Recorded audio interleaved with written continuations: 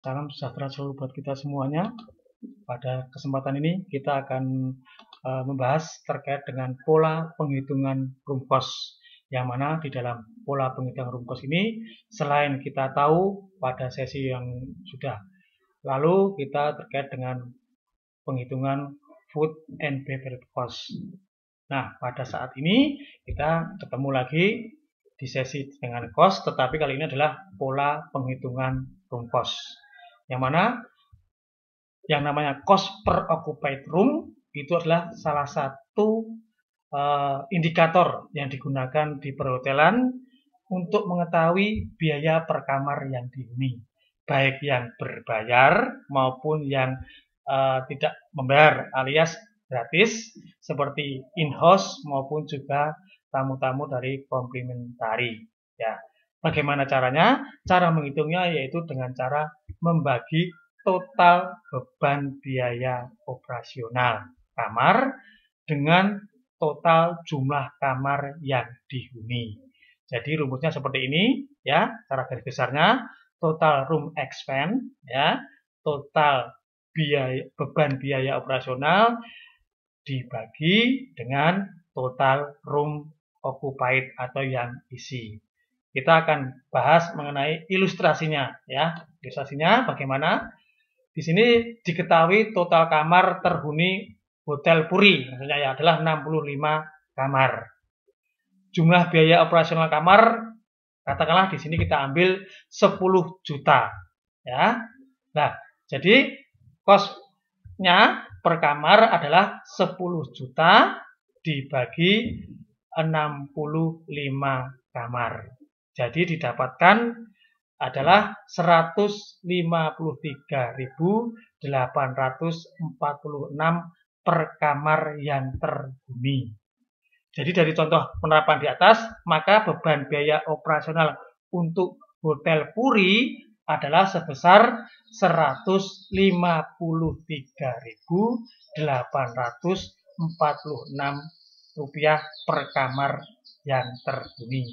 Ini kalau kita garis besarnya ya, kalau kita sudah mengetahui biaya total operasinya. Nah, pada kesempatan ini kita akan mencoba mengupas tentang biaya-biaya yang dimaksud. Ini bagaimana caranya. Baik, pada kesempatan ini sudah kami siapkan yang terkait dengan step by step-nya dulu. Di sini bisa dilihat ya, bisa dilihat terkait dengan yang harus kita siapkan dulu semuanya ya. Yang pertama kita harus menyiapkan selembar rekap, mungkin bisa pakai sistem langsung atau kalau masih kesulitan ya pakai manual ya. Di sini sebagai contoh adalah Hotel Solo Room Cost Report tahun 2020. Di sini kita isikan deskripsinya apa ya, lalu ada di sini adalah cost atau harga. Nah, cost ini nanti biaya-biaya ini yang tahu adalah yang mengetahui adalah dari pihak purchasing. Jadi dalam penyusunan room cost ini kita harus saling sinergi ya, baik itu dengan pihak departemen room division atau katakanlah housekeeping, laundry, FO, engineering dan juga marketing. Jadi dalam penyusunan room cost ini tidak bisa kita sendiri di dalam menyusunnya, tetapi harus ada saling keterkaitan dengan departemen-departemen yang ada. Baik, kita lanjutkan ya. Jadi ini adalah description-nya, lalu ini adalah cost-nya. Lalu di sini sebagai contoh kita ambil tipe kamar yang deluxe twin. Nanti biar kita bisa tidak terlalu banyak ya di dalam pembahasan ini. Ya, di sini ada kuantitinya, lalu ada harga. Nah, di sini sebagai contoh kita kita pilah-pilah ya. Ini adalah contohnya adalah kita kondisikan guest place dan amenities-nya. Di kamar-kamar itu kan ada ya guest place dan amenities, ada sampo, ada bajel dan seterusnya ya. Di sini seperti ini ya, ini adalah harga tadi didapatkan dari purchasing. Sedangkan kuantitinya itu dapat dari pihak housekeeping yang akan mengkondisikan setiap tipe kamar itu apa saja yang ada di kamar yang terkait dengan guest place maupun amenities kelengkapannya. Nah, lalu di sini adalah amount atau harga. Nah, harga ini didapat dari harga kos ini dikalikan kuantitinya. Itu ya. Jadi seperti itu seterusnya. Dan di sini juga kita pisah-pisahkan. Ini ada kondimennya, ya, ada kondimen. Lalu di sini ada, kita ketahui kondimen itu adalah ada mineral water, ada kopi, ada teh, ada creamer dan lain sebagainya. Lalu di sini kita jumlahkan subtotal, ya. Di sini kita tarik pakai sum atau sum itu ya dengan cara otomatis biar kita tarik nanti jumlahnya. Dan di sini juga sama ya, pakai sum. Nah, itu ya dengan rincian rumus di Excel. Itu lebih mempermudah. Ya, selanjutnya yang adalah laundry. Ya, di sini kita juga mempersiapkan laundry expense-nya. Yang ada kan semacam linen maupun linen atau sheet dan juga towel. Nah, disinilah harga-harga ini kita dapatkan dari laundry department. Makanya kita tidak bisa berdiri sendiri dalam penyusunan room cost ini. Lalu untuk item-item ini, ya, ini juga dikondisikan oleh pihak dari housekeeping. Nah, baru nanti kita kondisikan penjumlahannya seperti yang sudah saya share tadi. Di sini didapat dari hasil perkalian antara harga per unit kali unitnya. Ya, seterusnya. Lalu di sini kita subtotal lagi juga, sama seperti yang tadi. Ya, pakai rumus Excel tadi, pakai sum. Lalu juga ini juga adalah sama. Selanjutnya, kategori yang ada adalah chemical expense. Nah, ini biasanya chemical expense ini adalah chemical yang digunakan oleh room boy di dalam mengkondisikan terkait chemical apa saja yang digunakan. Katakanlah ada yang namanya go getter, ada namanya glass cleaner, ada namanya furnicine atau sign up, dan masih banyak lagi. Itu nanti dikondisikan info nilai ini juga didapatkan dari housekeeping, ya. Jadi nanti kita bisa kondisikan dengan housekeeping juga mengenai chemical ini. Yang tahu adalah housekeeping, kita tinggal merekapnya. Itu ya. Termasuk juga tipe-tipe kamar yang ada di hotel kita. Nah, lalu di sini kita total room cost dari mulai yang ini saya bisa tarik lihat dari guest supplies dan amenities. Lalu ada kondimennya, jumlahkan ini ditambah dengan laundry expense ya di sini ya, dengan chemical expense juga total ada sekian. Nah, selanjutnya langkah apa lagi yang kita kondisikan? Ya, di sini ada other. Other itu adalah semacam, kalau di sini adalah paper supplies, ada tisu, ada juga kelengkapan mengenai dari FO yang terkait dengan guest supplies-nya, ya, termasuk note memo pad dan juga pensil dan lain sebagainya. Nilai ini juga kita dapatkan kalau paper supplies dari pihak tentunya housekeeping ya, selaku penyedia di dalam terkait fasilitas adanya ini tisu yang ada di roll tisu maupun juga ada yang ada di sekitar roomnya. Sedangkan FU guest supplies ini kita ada beberapa yang terkait dengan alat tulis menulis yang disediakan di kamar. Itu nanti juga kita dapatkan dari kolaborasi antara FO dengan pihak purchasing. Disinikan juga ini juga sama, kolaborasi antara housekeeping dengan purchasing. Nah, itu ya. Nah, sedangkan room boy ini ada angka sekian ini apa? Ini adalah merupakan gaji ya, istilahnya salary yang disematkan pada setiap room boy. Jadi katakanlah begini, nilai ini didapatkan katakanlah gaji seorang room boy kita ambil contoh 2 juta per bulan. Lalu di sini kita bagi menjadi 30 hari. Ya, satu bulan itu kita ambil 30 hari rata-rata. Nah, nanti didapatkan ada sekian. Nah, dari nilai yang ini 66.667 ini kan didapatkan setiap hari room boy gajinya sekian, ya. Dan nanti dibagi satu room boy itu bisa mengerjakan berapa kamar. Nah, kita ambil di sini setiap room boy kita putuskan standar adalah 15 kamar. Maka 66 ini tadi dibagi 15 kali, jadi didapatkan 4.444 rupiah. Jadi gaji room boy setiap kamarnya itu adalah Rp4.444. Ini sebagai biaya yang melekat pada room cost tadi.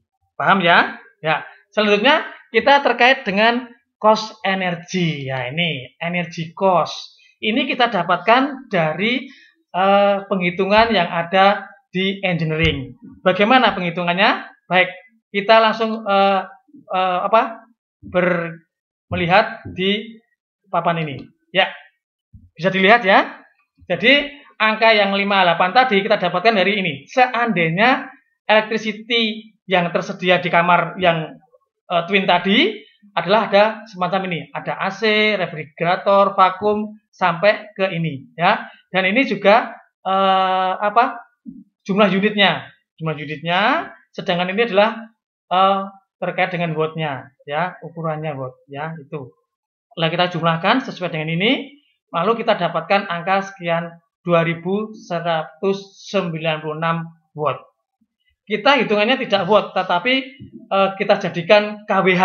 Nah, soalnya kita kan penghitungannya kWh, bukan watt. Makanya ini ya, tiap kamar kita dapatkan angka ini. Ini dari laporan dari pihak engineering. Dan ini yang terkait dengan inventaris ini ada juga di pihak engineering. Jadi di setiap kamar itu contoh saja tadi yang untuk kamar twin tadi ada semacam ini ya rinciannya. Di sini adalah watt-wattnya. Di sini kita kalikan hasilnya ada sekian. Nah ini kita jadikan per kamar per jam ini menjadi kWh. Jadi kita bagi 1000. Jadi ada didapatkan 2.196 kWh per kamar per jam. Nah, seandainya harga listrik per kilowatt atau kWh price per jam adalah Rp904 dan ada biaya beban adalah Rp200. Nah, nanti kita bisa mengkondisikan berapa kos yang terjadi. Nah, ini adalah sudah merupakan rumus dari pihak engineering yang kita dapatkan. Kita tinggal mengkondisikan ya, mengalihkan mengkondisikan yang terkait dengan berapa yang akan kita sematkan di kamar yang twin tadi. Jadi di sini adalah kWh price adalah Rp904. Ini kita kalikan dengan yang ini. Kita dapatkan tadi kan dari 2196 watt. Kita jadikan kWh. Akhirnya 2.196 kWh kali Rp900. Ini yang untuk kWh-nya didapatkan Rp1.985 dan biaya bebannya adalah kita tadi biaya beban adalah Rp200 dikalikan dengan kWh yang kita dapatkan tadi, yaitu 2.196 kWh. Jadi dapatkan Rp439. Kita jumlahkan, kita dapatkan angka 2.424 per jam. Nah, total energy cost ini per kamar ini kan per jam. Nah, kita kan mengkondisikan satu hari itu kan satu hari satu malam itu kan 24 jam. Jadi yang kita dapatkan energi tadi per jam tadi kita kalikan 24. Jadi didapatkan 58.176. Itu ya. Jadi itulah yang menjadi penghitungan untuk electricity-nya. Baik, kita kembali ke pembahasan yang tadi. Ya, di sini ya. Ya, ini kita alihkan ke sini 58176. Jadi setelah kita dapatkan semuanya, kita total room cost dan energinya. Jadi totalnya adalah sekian. Ini dari penjumlahan total room cost ditambah yang energy cost tadi. Ya, dan juga yang terkait ada paper supplies, ada FOG supplies, ada room boy dan lain sebagainya. Ini kita jumlahkan terdapat sekian. Nah, selanjutnya jadi total energi atau yang terkait dengan room cost plus total energi tadi sebesar 204.817. Lalu kita kondisikan di sini penghitungan cost kontrolnya ya, deluxe twin tadi. Seandainya kamar tersebut kita jual 500.000 selling price di sini ya, Rp500.000 sudah net. Maka kita kondisikan hitungannya adalah sebelum take and service itu berapa? didapatkan sekian ya. After tax service, jadi kita hilangkan atau kita kurangkan dengan tax and service-nya didapat 413.223. Ini adalah harga at cost dari kamar tersebut. Nah, sedangkan di sini ada ini ya, ada cost margin, ada cost budget. Cost budget ini adalah merupakan cost dari kamar tadi. Jadi total room cost dan energy cost tadi. Ini kita pindahkan ke sini ya. Nah, kita mau tahu berapa net profit yang kita hasilkan seandainya dijual Rp500.000 dan juga cost marginnya berapa persen. Nah, caranya bagaimana? Ya, kita tadi sudah dapatkan nilai jualnya ada 500, kita keluarkan dulu tax and service-nya, ya. Tax service-nya ada di sini. Ternyata tax service-nya adalah Rp86.777. Nah, dari sini kita dapatkan untuk net profit adalah caranya bagaimana? Yaitu yang terkait dengan ini ya, jadi istilahnya itu adalah harga setelah dikurangi tax and service, kita kurangi dengan total room cost tadi, yang di sini hasilnya adalah net profit room. Jadi kita ada net profitnya 208.406. Nah, itu adalah yang menjadi profit yang sebenarnya dari kamar yang kita jual dengan harga 500.000. Lalu untuk total cost margin-nya berapa persen? Nah, ini ya, ini ada rumus ya yang terkait dengan ini. Nah, jadi cost margin kita dapatkan Nah, ini ya. Ada di sini cost ya. Total cost budget ini dibandingkan dengan ini apa? Harga setelah dikurangi tax service, maka akan ketemu 49,6%. Nah, seandainya harga kita naikkan menjadi 600, kira-kira berapa yang harus kita kondisikan? Cost marginnya berapa? Net profitnya berapa? Nah, ternyata di sini setelah kalau seandainya harga kita naikkan menjadi 600.000 dan kita dapatkan setelah dikurangi tax and service, harga kamar adalah ini Rp495.868. Nah, sedangkan untuk net profitnya kita dapatkan di angka Rp291.051. Dan untuk cost marginnya juga mengalami penurunan persentasenya. Jadi dari 49,6% menjadi 41,3%. Nah, ya ini ya, inilah demikian.